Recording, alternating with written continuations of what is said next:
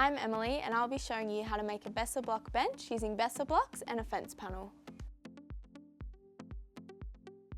For this project you'll need Besser blocks, a caulking gun and liquid nails, a level, a pencil, a tape measure, some gloves and this great panel fencing that we're going to use as the main seating. First thing I'm going to do is measure my fence panel to determine where the Besser blocks are going to go.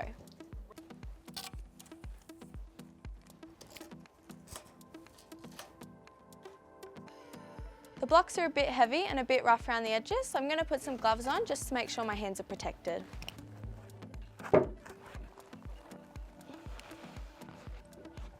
I've positioned them so that there's going to be an even distribution of weight when people are sitting on them.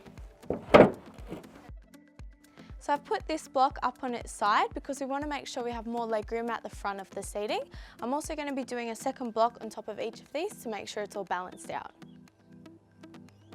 Apply the liquid nails with a nice even pressure and then place the second block on top. So now I'm going to get a friend to come in and help me place the fence panel down, which is going to make the seat of our bench. Nice. Good job. Thanks, Gus. For a more permanent option, you can liquid nails the fence panel to the Besser blocks, but because I'm renting and I might want to move this anytime I like, I'm going to keep it unattached so it's easy to transport. Add some cushions and a throw and you've got yourself a beautiful outdoor bench.